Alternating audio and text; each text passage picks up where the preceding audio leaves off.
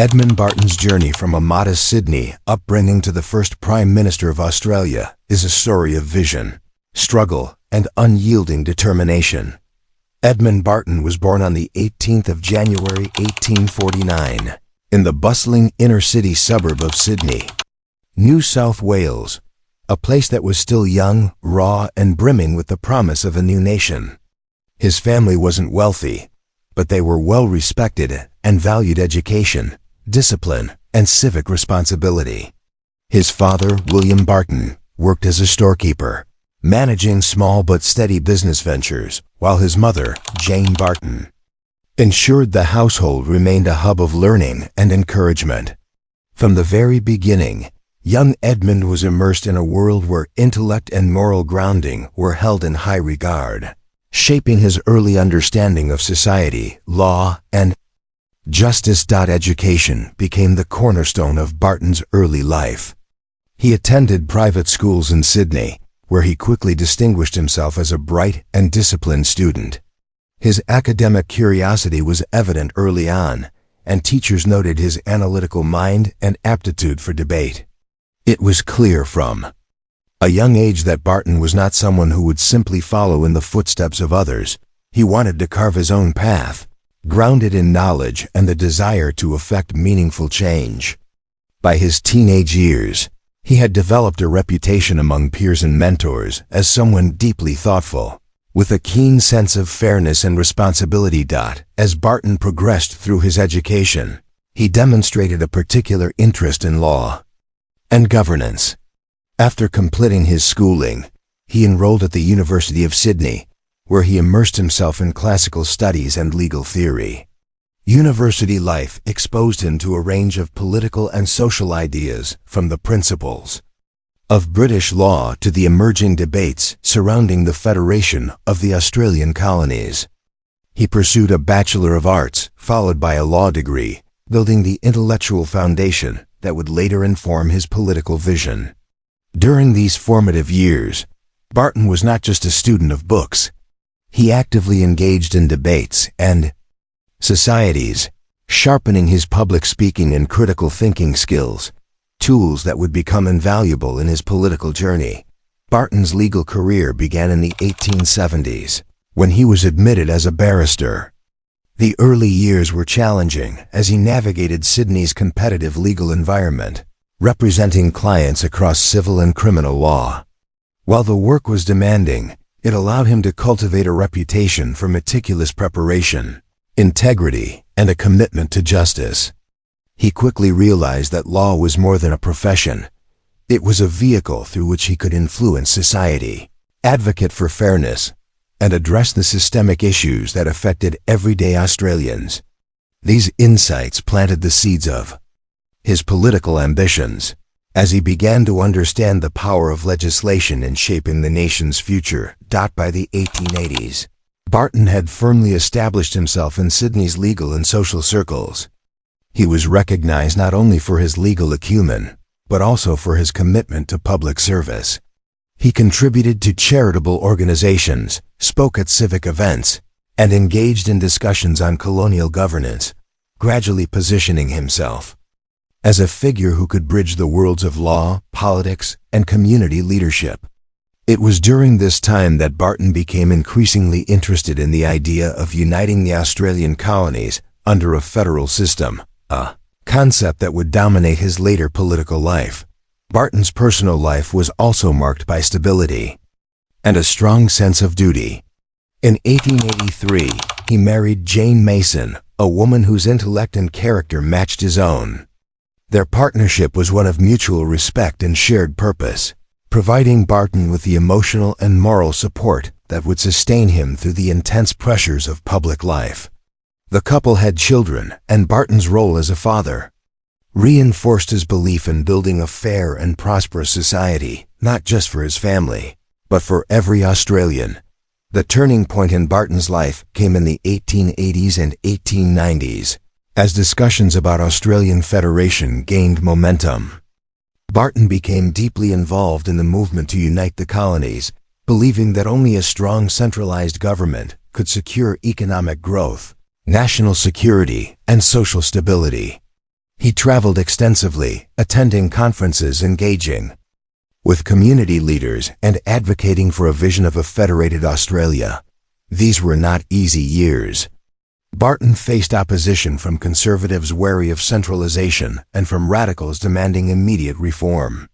Yet his resilience and skill as a negotiator allowed him to navigate these challenges, earning him a reputation as a determined and visionary leader. By the mid-1890s, Barton's efforts began to bear fruit. He was elected to the New South Wales Legislative Assembly, where he continued to champion the cause of federation while also addressing local issues, such as infrastructure development, trade, and education reform. His speeches were noted for their clarity, persuasion, and depth of knowledge, making him a respected voice in colonial politics. Barton's trajectory was no accident. It was the result of years of preparation, study, and unwavering commitment to a vision that extended far beyond personal ambition. Even as Barton's political star rose, he remained mindful of the broader challenges facing Australia. He recognized the social divides, economic inequalities, and regional tensions that threatened unity. His approach combined pragmatism with idealism. He sought practical solutions to immediate problems while keeping the larger goal of federation firmly in view. This ability to balance competing interests, coupled with his reputation for integrity and fairness, would ultimately set him apart from his contemporaries and pave the way for his historic role in Australian history. By the end of the 19th century, Barton had transformed from a young Sydney scholar into a key architect of Australia's future. His early life, marked by discipline, intellect, and a profound sense of duty, had laid the foundation for a career that would reshape the nation. The journey was far from over, but the trajectory was clear. Edmund Barton was destined to leave a mark on Australian politics that would resonate for generations. The turn of the century was a period of immense opportunity and challenge for Edmund Barton. The idea of a federated Australia, once a distant aspiration, was rapidly becoming a tangible goal, and Barton stood at the very center of this historic movement. His reputation as a skilled lawyer, articulate speaker, and principled politician made him one of the most influential voices in the Federation debates. He understood that uniting the 6 separate colonies into a single nation required more than just legal expertise. It demanded vision, patience, and the ability to build consensus among deeply divided factions. Barton devoted himself to the cause of federation with relentless energy. Throughout the 1890s, he attended dozens of conventions, conferences, and public meetings, tirelessly advocating for the idea of a strong federal government. Opposition was fierce. Many politicians feared losing local power, while others worried that federation might disrupt trade or impose unfair laws. Barton faced criticism not only from political rivals, but also from segments of the public who were skeptical about the practical benefits of uniting under one constitution. Yet his approach was methodical and strategic. He listened carefully to concerns, crafted persuasive arguments, and built alliances with key figures across the colonies.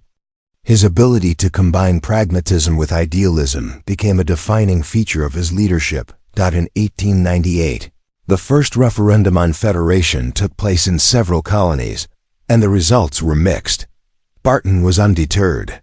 He intensified his efforts, traveling extensively to explain the benefits of federation to ordinary Australians.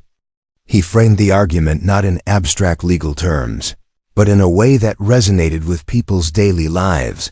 A united nation could secure better trade, stronger defense, improved infrastructure, and a shared sense of identity. His speeches often carried a quiet intensity, combining intellect with an emotional appeal that stirred public sentiment. Barton's commitment was contagious, inspiring both political colleagues and the broader community to envision a future that transcended colonial divisions. By 1900, Barton's vision began to take shape. The drafting of the Australian Constitution was completed, and Barton played a central role in guiding it through complex negotiations and debates. His legal training proved invaluable as he navigated constitutional language, ensuring that the document balanced powers between the federal government and individual states. Throughout these negotiations, Barton remained a figure of steadiness and reliability, earning the respect of both allies and adversaries. His reputation as a mediator and consensus builder reached new heights, solidifying his position as a leader uniquely suited to guide the nation into a new era. With the Constitution finalized and approved, Barton faced the next challenge, translating a vision on paper into a functioning government. In 1901, Australia was officially federated, and the first federal election was held.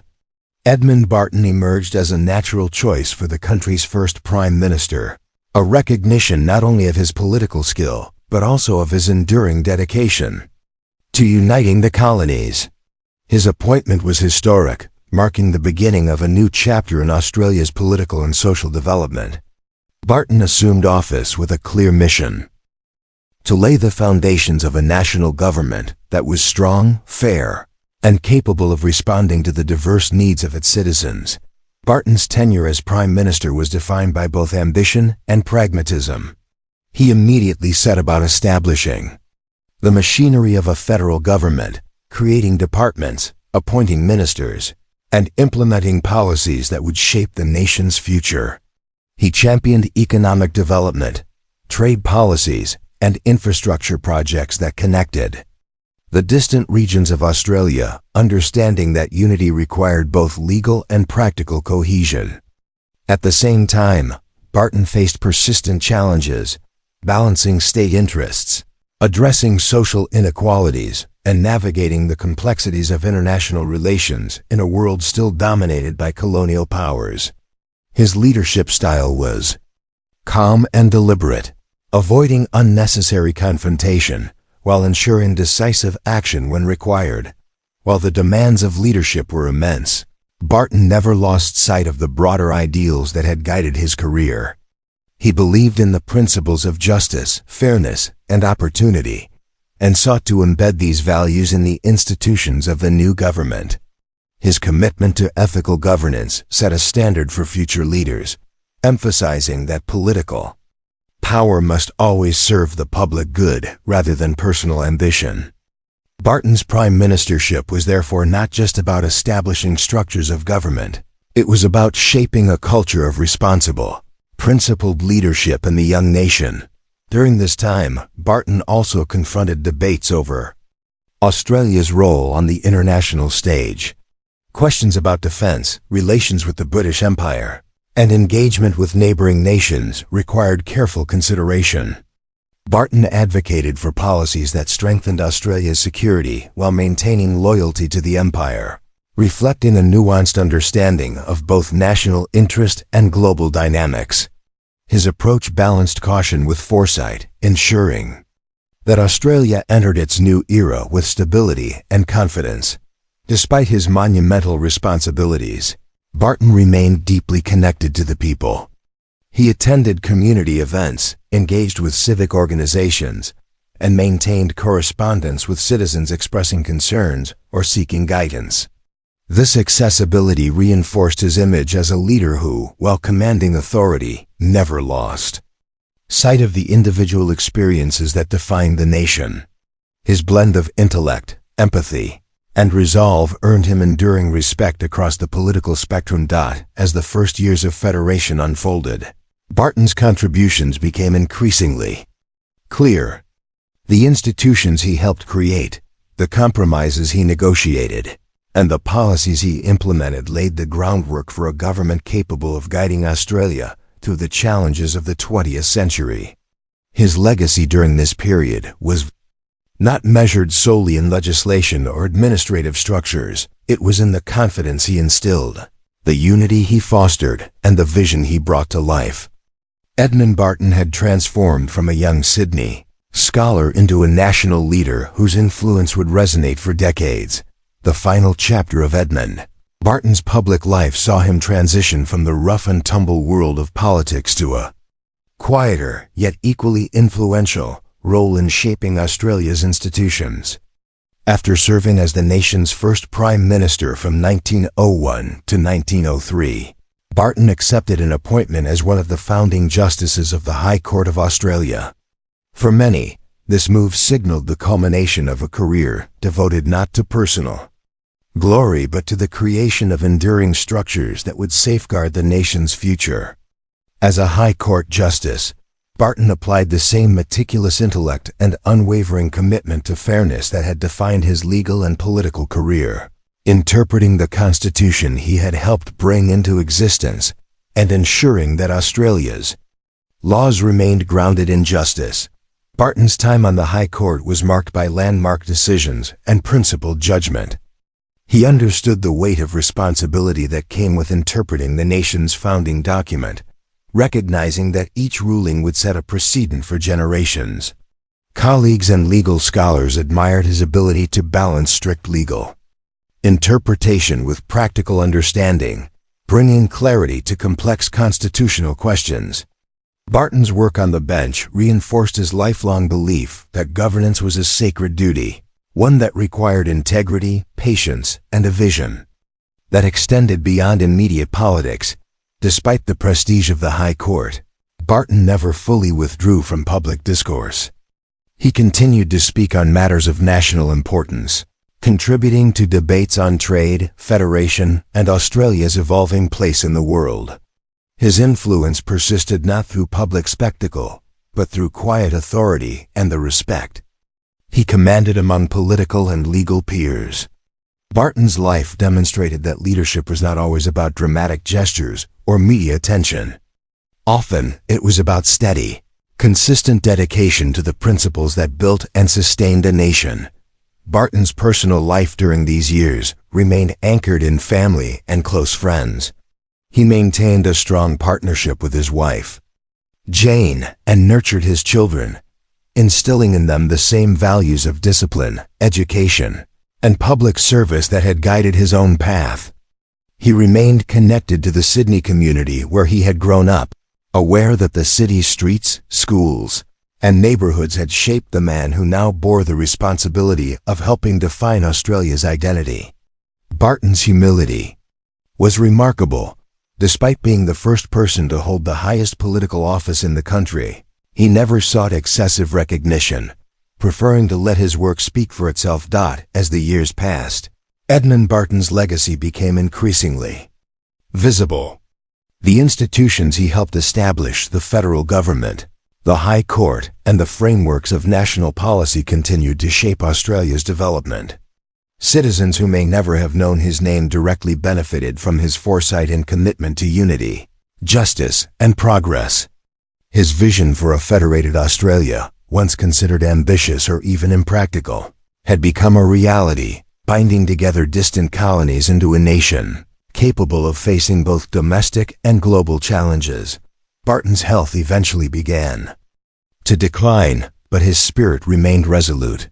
He continued to serve on the High Court until his death on the 7th of January 1920, just shy of his 71st birthday. The nation mourned a figure who had been instrumental in shaping its identity, a leader whose contributions extended far beyond his years in office.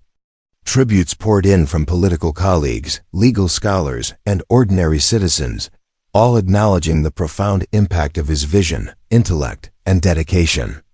Barton's story became emblematic of the power of perseverance, integrity, and commitment to a higher purpose.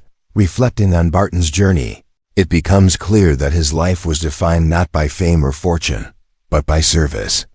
From a young boy in Sydney to a barrister navigating a competitive legal world, to the driving force behind federation and Australia's first Prime Minister, and finally to a High Court justice shaping the nation's laws, Barton's story is one of relentless dedication to building a better Australia. Every challenge he faced, political opposition, social skepticism, legal complexities, was met with determination and strategic insight, demonstrating that leadership is forged through action, resilience, and vision. Edmund Barton's legacy is more than history. It is a lesson for all Australians. His life reminds us that the future is built not by fleeting moments of power, but by sustained effort, principled action, and unwavering belief in a collective vision. He exemplified the idea that one person, committed to justice and national unity, can leave a mark that lasts far beyond their lifetime. His story challenges us to consider the impact of our choices, the value of public service, and the ways in which dedication can transform society. As we look back on Barton's life, it is impossible not to feel a sense of awe and inspiration. From the classrooms of Sydney to the chambers of the High Court, from the debates over federation to the founding of a nation, Barton's journey is a testament to courage, intellect, and perseverance. His story is Australia's story, a tale of vision, struggle, and achievement that continues to resonate in the country he helped unite. If his journey has inspired you, take a moment to reflect, share your thoughts, and engage with the story of one of Australia's greatest leaders. Comment below on what part of Edmund Barton's life moves you the most. Subscribe for more deep dives into Australia's fascinating history, and hit like if you believe that understanding our past helps shape a stronger future. Edmund Barton's life reminds us that history is not just something to remember, it's a guide for how we can act, lead, and make a difference today.